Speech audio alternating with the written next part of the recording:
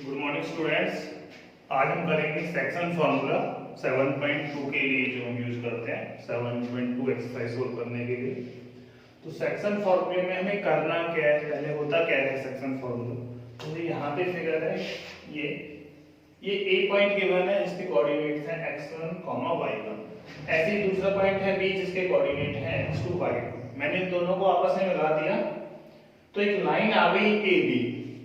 अब AB पे कोई P पॉइंट है जो इसे किसी रेशियो में डिवाइड करता है, रेशियो गिवन है, और हमें उस पॉइंट के कोऑर्डिनेट्स निकालने हैं। जैसे यहाँ पे क्वेश्चन है कि लाइन AB पर एक पॉइंट है P जो इसे m1 रेशियो m2 में डिवाइड करता है लाइन AB को। तो हमें P पॉइंट के कोऑर्डिनेट्स फाइंड आउट करने हैं। ये है सेक्शन फॉर्मूला, इसके लिए यूज होगा। तो हमने P के कोऑर्डिनेट्स फाइंड आउट करने हैं। तो फाइंड आउट करने में हमें मान लीजिए x y कोऑर्डिनेट्स है, यानी आपको x और y की वैल्यू यहाँ पे फाइंड आउट करनी है। तो हमने अपने कोऑर्डिनेट सिस्टम को पहले ड्रॉ किया, ये y एक्सिस, ये x एक्सिस। जैसे P पॉइंट A पॉइंट था जिसके कोऑर्डिनेट थे x1, y1। तो मैंने y एक्सिस के पैरेलल लाइन खींची तो ये डिस्टेंस हो गई यहाँ पे x1। ऐसे ही x एक्सिस के पैरेलल लाइन खींचूंगा तो यहाँ से यहाँ तक की डिस्टेंस हो गई y1। ऐसे ही इसमें B पॉइंट से x से पैरेलल लाइन खींचूंगा तो ये डिस्टेंस आ गई y2, और अगर y के पैरेलल लाइन खींचूंगा तो यहाँ से यहाँ तक की डिस्टेंस जो आएगी वो हो गई x2। सेम B पॉइंट्स के लिए किया, ये डिस्टेंस x और ये डिस्टेंस y। लेकिन जब हम ये सारी लाइन खींचते हैं हमें दो ट्रायंगल बन जाते हैं। एक ये पॉइंट मैंने यहाँ से नाम दे दिया m, और एक पॉइंट यहाँ पे जिसे नाम दे दिया n। तो दो ट्रायंगल नजर आएंगे, एक है AMP और second one PNB। these two triangles।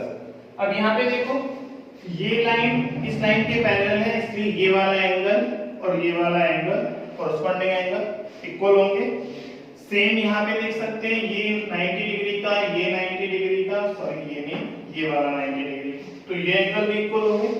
Means इस ट्रायंगल में और इस ट्रायंगल में दो एंगल आपके इक्वल हैं, और किन्हीं भी ट्रायंगल्स के अगर टू एंगल्स आपस में इक्वल होते हैं तो उन्हें हम बोलते हैं similar triangle bye angle similarity criteria. तो इसके लिए मैंने यहाँ पे लिख दिया triangle ANP is similar to triangle PNB। अब 6th चैप्टर में हम करते हैं, अगर ट्रायंगल सिमिलर हैं तो उनकी कॉरस्पॉन्डिंग साइड का रेशियो इक्वल होता है।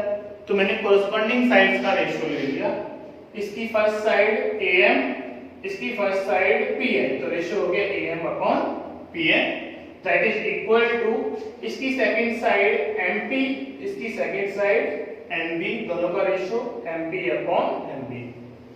Same third side, third point में लाया मैंने A and P से मिला के एक लाइन बनेगी AP, दिस लाइन AP, और सेकंड ट्रायंगल की हो गई PB। तो रेशियो हो गया AP/PB। मैंने यहाँ पे लिखा है by CPHT, corresponding part of similar triangle, यानी कॉरस्पॉन्डिंग साइड्स का रेशियो सिमिलर ट्रायंगल में इक्वल होता है।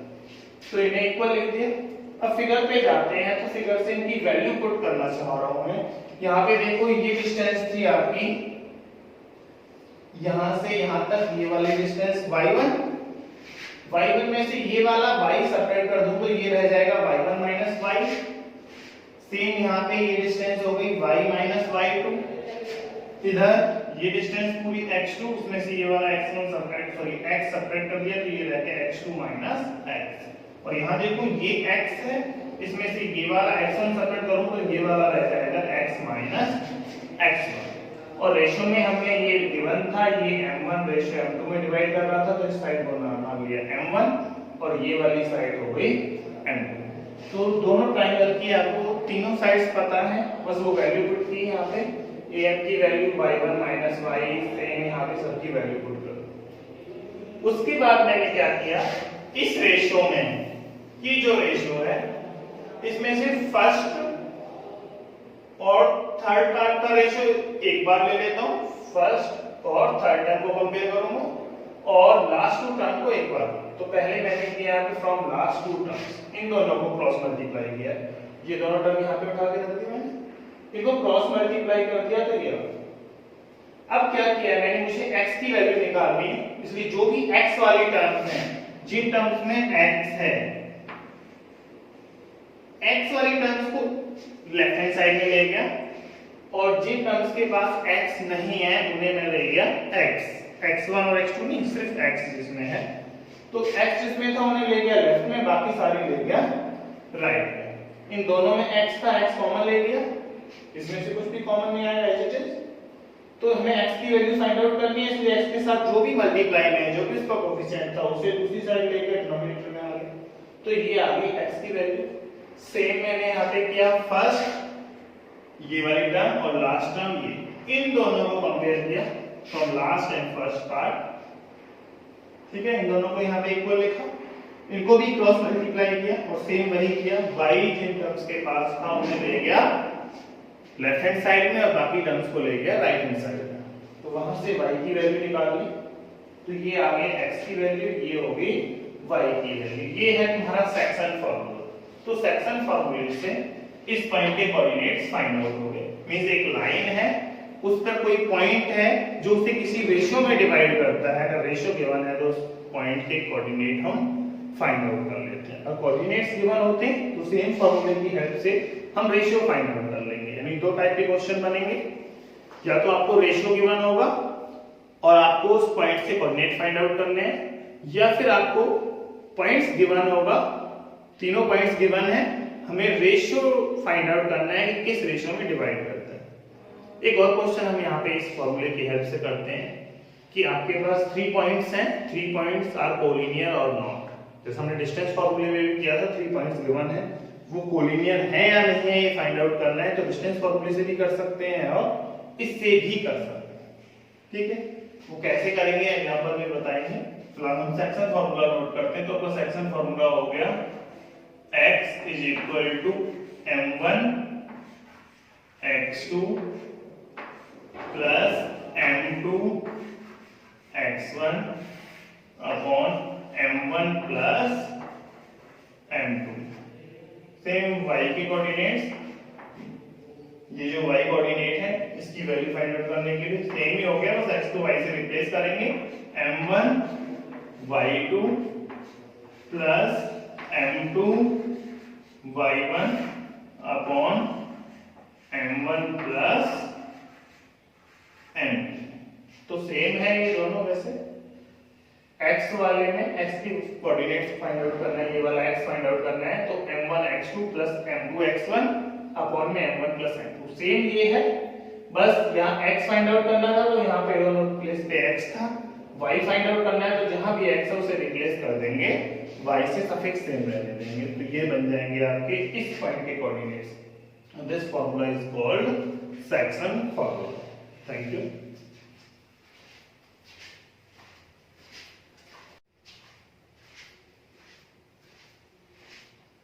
स्टूडेंट्स, पिछले वीडियो में हमने किया था सेक्शन फार्मूला, अब हम करेंगे मिड पॉइंट फार्मूला।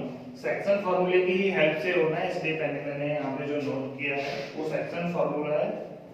अब इसकी हेल्प से मैं मिड पॉइंट फार्मूला ड्राइव करूंगा।